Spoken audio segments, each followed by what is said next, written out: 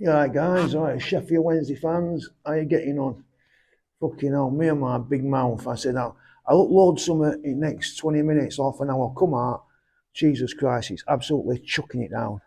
So before I start, let me remind myself, yeah, like, share, tell people, yeah, and subscribe to my channel. So it's Mark, the Pitsmore Out, YouTube, and TikTok. Let's get straight into this, yeah. Let's talk about this season, to be honest. This isn't about excuses, get a bit of light to it. This isn't about excuses. This is just about facts, how it is, yeah, and what happened before the season started. So we've had all those best players sold.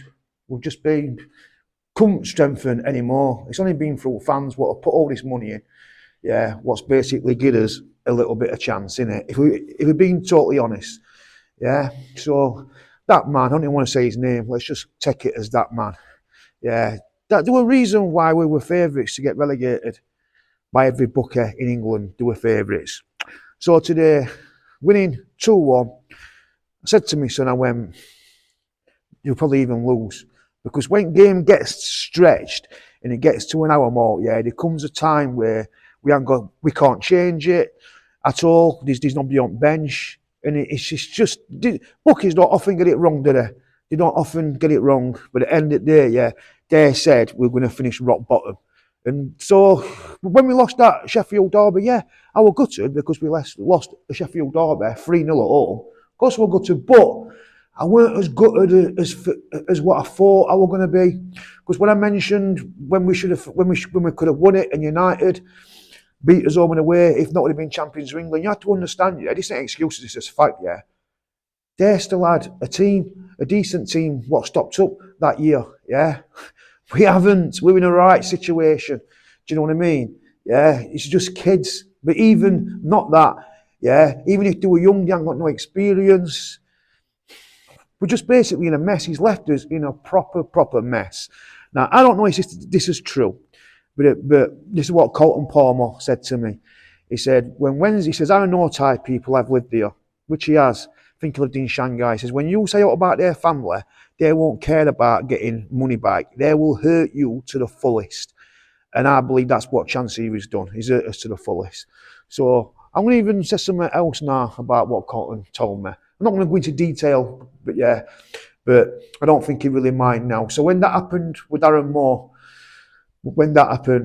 he gave me the number what Darren Moore wanted. I'm going to be honest with you, yeah. I'm not going to say all numbers, yeah, but that to me, with a going rate for the Championship manager, I weren't siding with Chancery, but I thought, Darren Moore's your friend, I got it, but for me, he wasn't a proven Championship manager. So the amount what he wanted, I actually sided with Chancery there. I stuck up for him for years on radio because he had a go, but he didn't have no plan B, did he? Yeah, so yeah, I just didn't like stick up for Colton because he's a friend. Yeah, I've always got my own opinion, and that was my opinion then, and still is now. But going into this season, what you have to understand is this. Yeah, you know the bookmakers, and I'm talking about every single bookmaker in England have got us to finish rock bottom. Bookmakers don't get it wrong, do they? Not all one of them, and there's a reason for that. So this season is so hard. Listen, I've been watching Wednesday since 1986. So in a few weeks' time, I've been going for 40 years. 40 years. That's a long time, isn't it? A very, very long time. And I can honestly say, hand on heart, I have never, ever seen anything like this. Just trying to get my bum bag from falling on the floor. I've never seen anything like this. It's got to a really horrible situation. Like today, even if they win today, they're down. Even if they'd have won last two, even last three, they're down because different when Danny Rowe come in, yeah, and they weren't doing well under Cisco Munoz, yeah, they just weren't doing well. They were better than that. This season, yeah, they haven't got the players, they haven't got the squad. We were relegated before a ball were kicked. You have to understand that. And that's why I applauded as fans so much.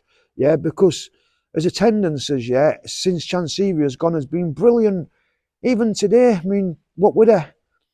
22,700, whatever it were. I think that's brilliant on a day where it's chucking it down. There's nothing to play for, nothing.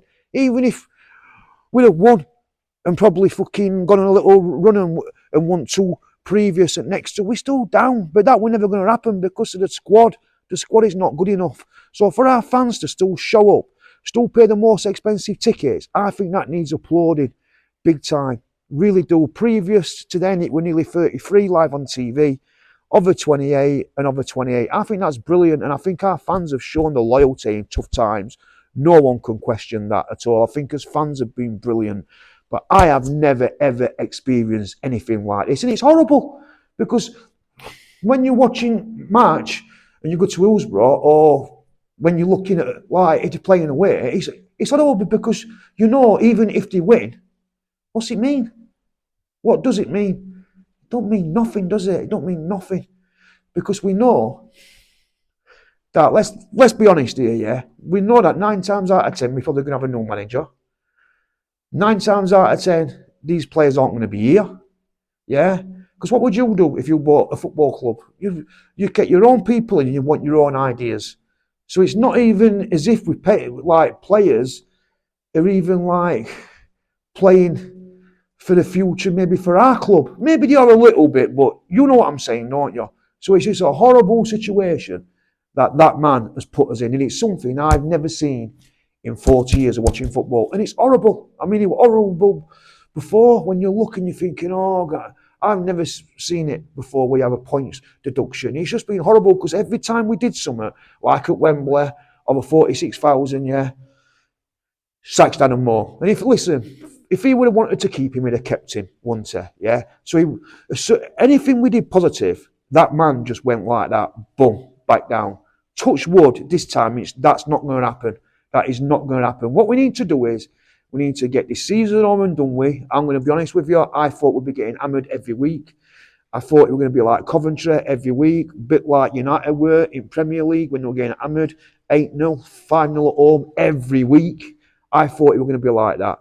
Apart from Coventry, yeah, we haven't been hammered. 5-0 and United 3-0. Yeah, I can't remember many other games. Other than that, it's been 1 goal in it. If he scores that penalty today, maybe a different game. One of my lights have gone, yeah. So I just want fans to really understand football. You have to understand football. You're only as good as your players. That's it.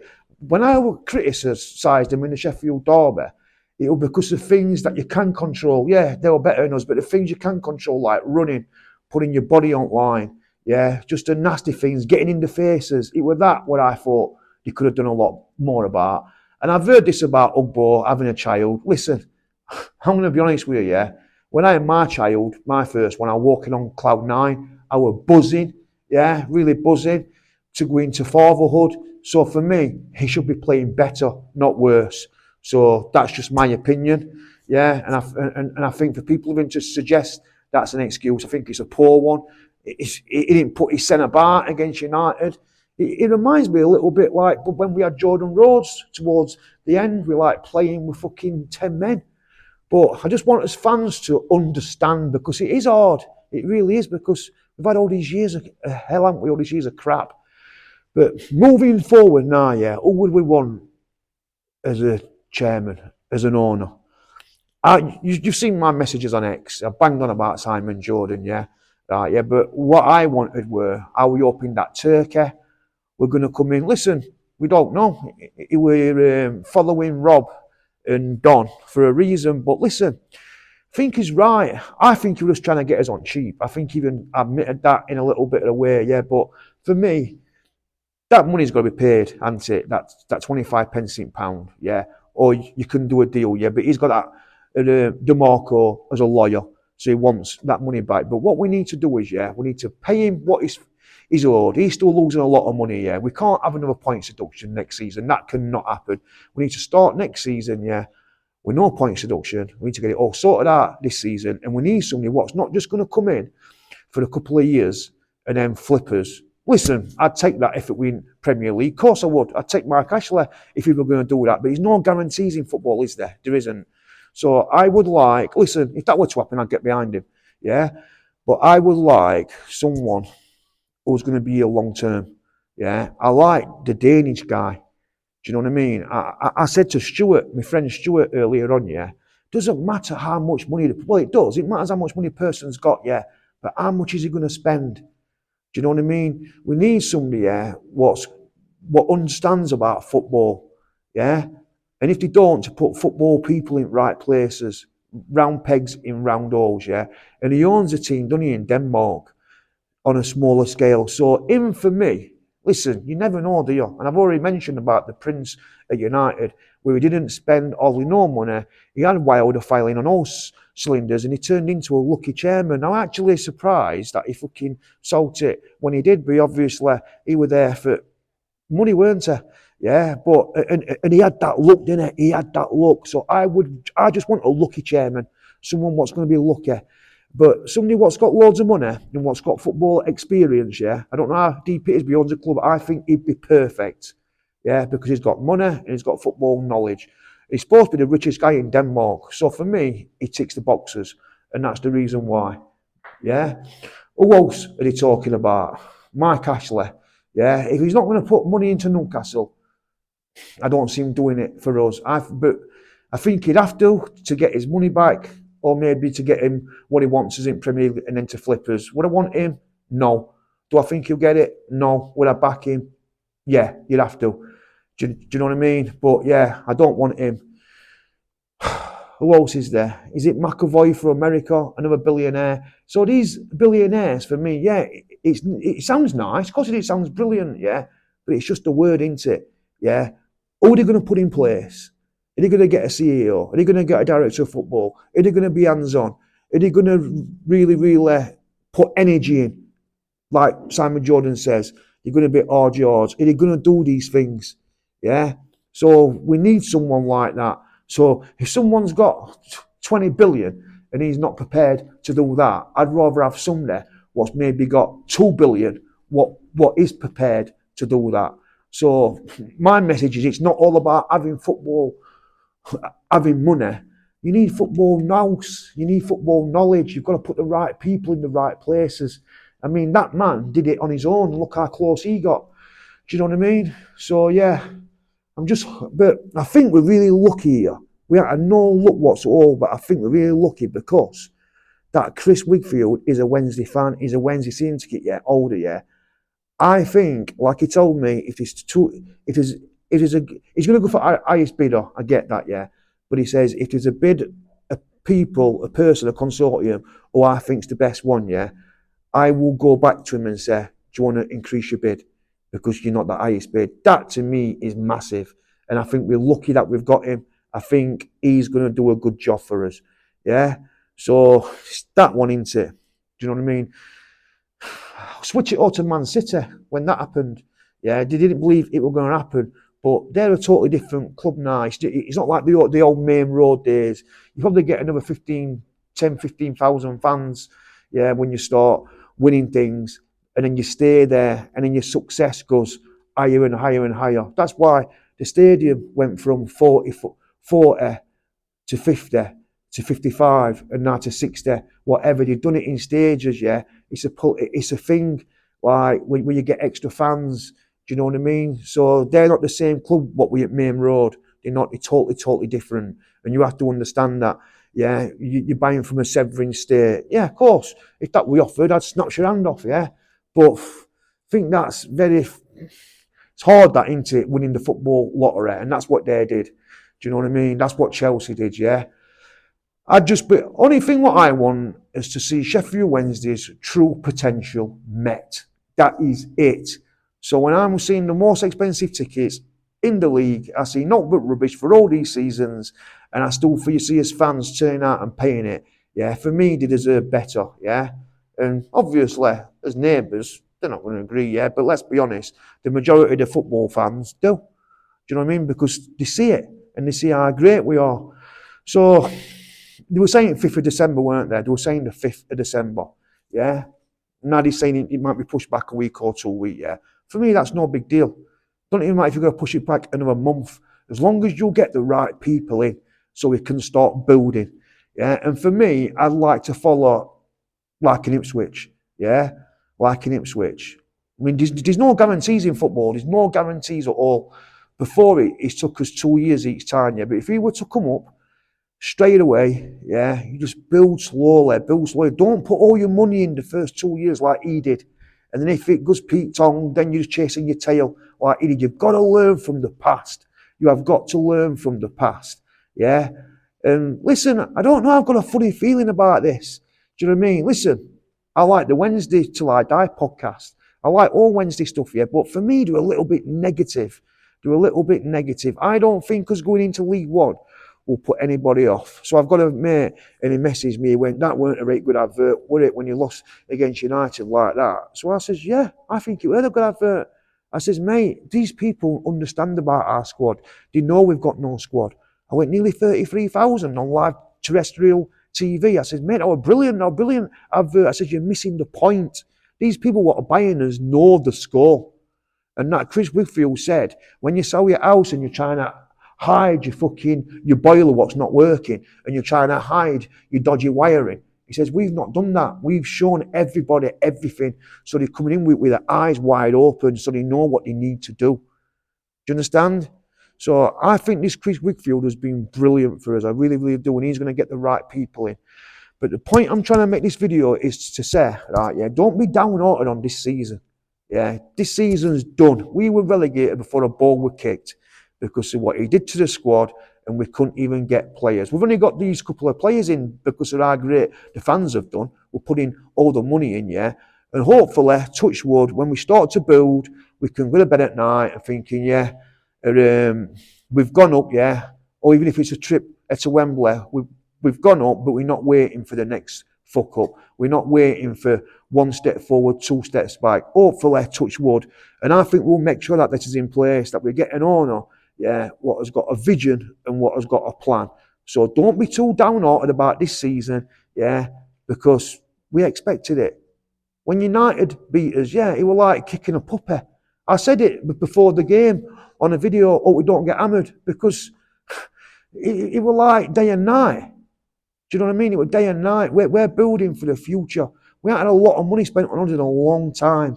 And I'll tell you something now, yeah, if we get it right, yeah, you're going to have to get your tickets fast, because I've seen Sheffield Wednesday in good times, yeah, and believe me, yeah, I know we use the word massive, yeah, but that potential down there is crazy. It's crazy. And I'm excited. I'm still excited, but it is key we get the right people in. And if it means waiting another week, another 2 weeks, whatever. But I just think we've had this first bit of luck in years, we're getting that Chris Wigfield in. Yeah, I really do, because he's going to put the yards in to make sure we get the right people. And I'm going to say it one last time, yeah, it's not all about having loads of money. It's about having a plan. Do you know what I mean? A long-term vision. But if that doesn't happen and we get somebody with biggest bid what just wants to get us up there and flip it, listen, as long as they can do that, I take it. But there's no guarantees in football, is there? Do you know what I mean? So let's just hope and pray we get the right people. But this season, yeah, it's something I've never experienced before.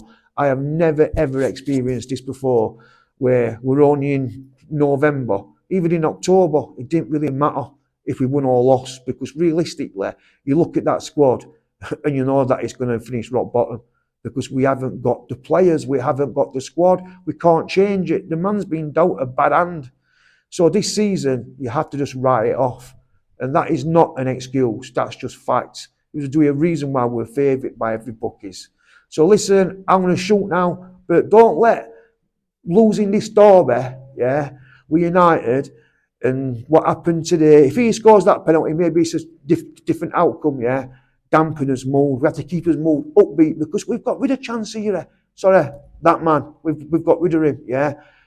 And he said we're in a strong position, yeah. So as future's going to be a lot more brighter, yeah. So we need to keep positive, realise what's happened, understand what's happened, yeah, and get behind the club and keep behind it. And next season we start building, and we start building for the future, yeah. Take care, everybody. God bless. Like, share, and subscribe to Mark the Pitts Morale on YouTube and TikTok. Thanks for watching. Thanks for coming. Take care.